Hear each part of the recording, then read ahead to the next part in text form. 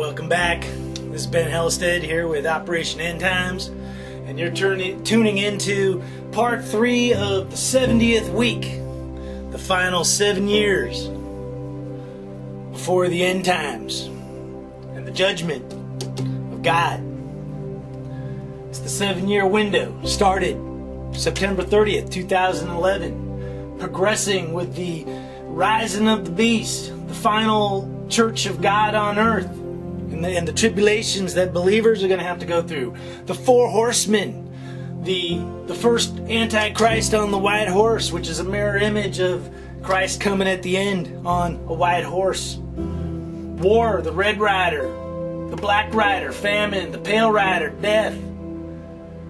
All progressing as the final empire, the New World Order, takes hold. The beast. You know, the New World Order, that could be with America at the top. You know, kind of like that white rider conquering. Or maybe the New World Order is where the beast, the empire, is at the top, and America is now just with everybody else, you know, Russia, China, whoever. You know, when we look at the beast rising, you know, 3 animals are used to describe it: the bear, the lion, you know, with all kinds of blasphemy, and the leopard, which is, you know, to me is part of the empire or a country that possibly, you know, changes its spots. You don't know whether it's good or bad, but that could actually fit America. Like, you know, is America good or bad? Or maybe like China, you know, because the leopard is yellow. In China, you know, are they our friend or are they our enemy? You know, they're the leopard with spots, you know, like they make like they're our friends and yet they're ripping us off blind. They're stealing all our technology and they're launching cyber wars on us as we speak. But the beast rises. Satan, after a war in heaven, falls to earth with his angels, demons. And you know, I believe, you know, this window here too, you know, we're probably talking more spiritual possession, you know, where these are people that don't have faith or the Spirit of God in them, so they're easily subdued and taken over. Or, you know, possibly, you know, the Nephilim, you know, which is the hybrids, the mixing of the seed of the demons with men. And, you know, that's kind of even mentioned in both the gospel and in Daniel. It talks about the mixing, you know, the toes of the final kingdom is toes of iron and clay, and that they don't cleave to one another. You know, that all has implications of Nephilim. And even the rising of the Antichrist, which is a lamb with 2 horns, is kind of a genetic marker of the Nephilim.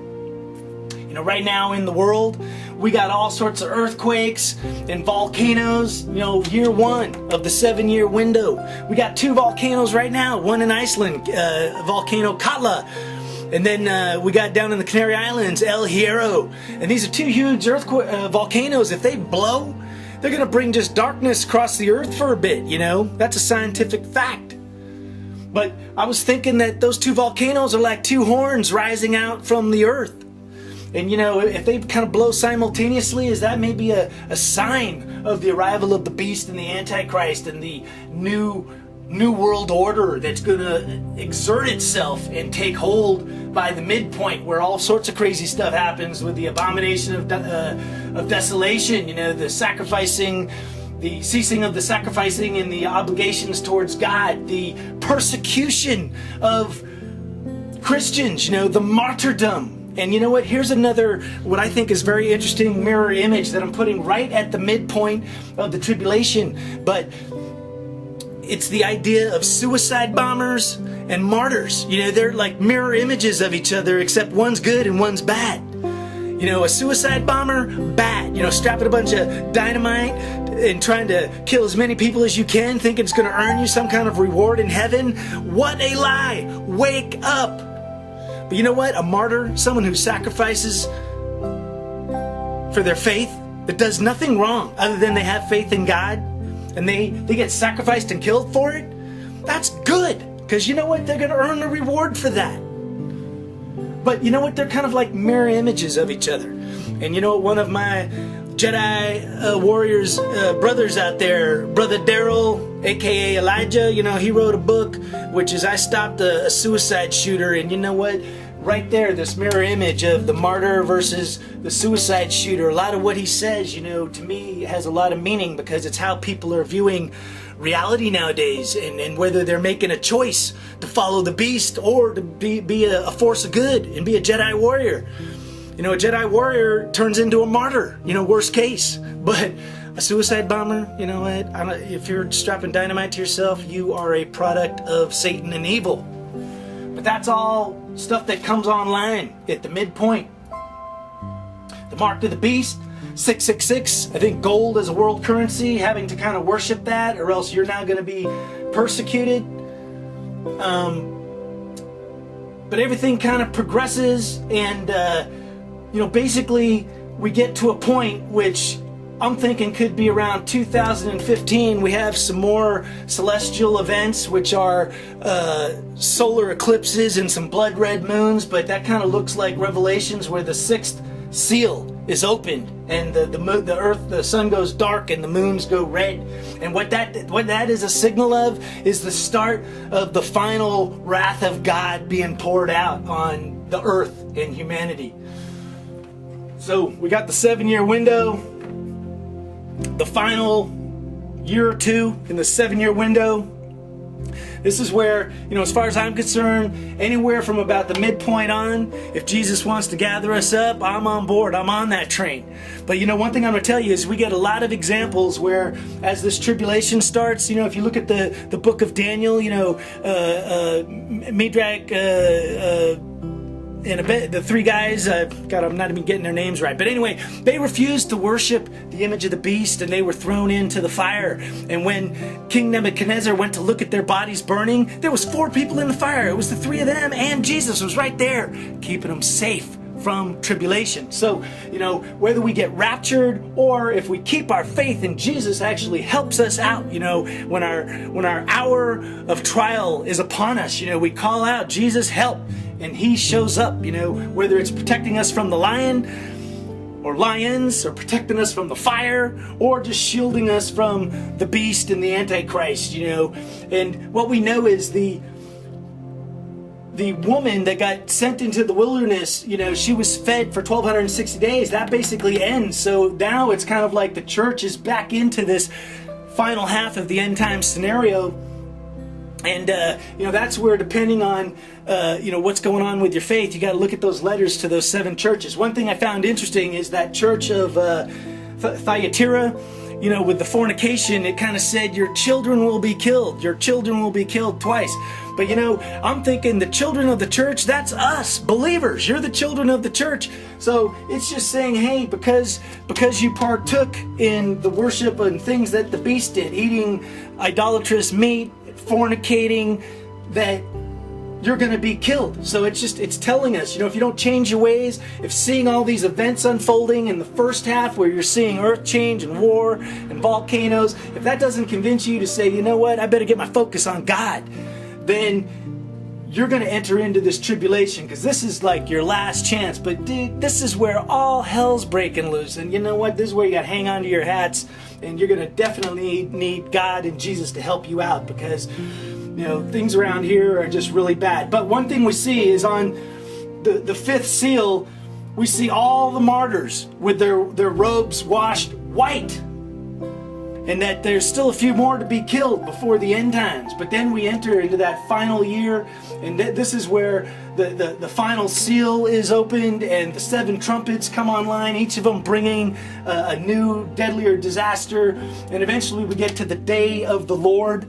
And I'm telling you, as far as I'm concerned, it's also the day of the Lamb. But that's where, I think, above all else, we will be gathered, with the forces of Christ, possibly to help him in Armageddon on Mount Zion. But definitely we will be gathered so that when judgment is exercised by God, we're not going to be judged, because we had faith in Jesus and he's already got us covered. So we're going to be chilling with Jesus, and the reward for all the martyrs, all the Christians, all the saints that overcometh and either made it through the tribulation, or they sacrificed their lives for their faith. So they were martyrs for Jesus.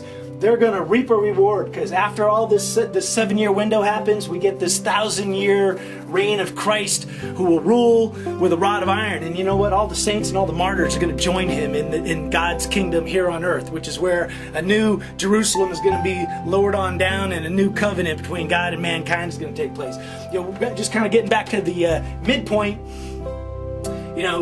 It's one of the markers from the book of Daniel. One of the things that when you say, oh, the abomination of desolation is in place, is that the Antichrist, which I think rises up somewhere in this 2013 window, is going to basically remind everybody of the covenant that God has with humans, but then he's going to break the covenant.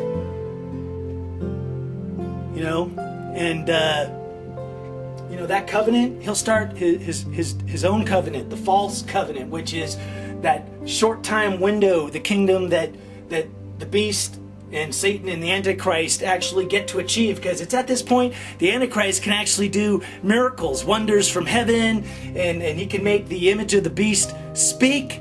And Jesus, they kind of say, the deception is so great, even the elect, those of us that have faith, that we can't see the difference, because it's this mirror image and the truth is no longer evident. So the bottom line is, that's when Jesus and God, they cut those days short. And that might either be that, the end time events kick in, or possibly, there's some kind of rapture or gathering of believers in Jesus, where we don't have to quite go through these final few events, which are a earthquake that flattens the earth to where nothing's standing, and then just some horrible plagues where the sun burns the earth, and there's diseases and all sorts of stuff going on. But you know what? The people that are left at this point, that aren't gathered unto Jesus, they're just cursing God all the way to the bitter end. And they're thrown with Satan and his demons into the lake of fire and consumed. So there you go. That's the final conflict, what we're going to try and get us prepared for, with our basic training tips. This is the feeding period, the 1,260 days right now. We're in the wilderness, and it's our chance to get ready and to nourish ourselves, so that when this midpoint happens, we know how to follow whatever is our destiny, which is hopefully God's will and God's path, no matter where it takes us, whether it's sacrifice, like giving up your own life, or just overcoming, but always being a force for good to the bitter end, because the beast and getting the mark of the beast, that's not some horrible thing. When the time comes, getting the mark of the beast, that's going to be the easy path. Everybody's going to say, why don't you get this? Are you stupid? Like, you get the mark and life is good. Look at me, I got the mark and I got everything. But that's not going to be what's important, having everything. What's going to be important is having God in your heart and having a future beyond this window right here. All right, this is Ben Hellestead, Operation End Times. I'm going to go ahead and sign out. This is part 3. Praise God, and God bless everybody out there. And join us. Be a Jedi warrior for Jesus, man, in the 70th week. Prepare now.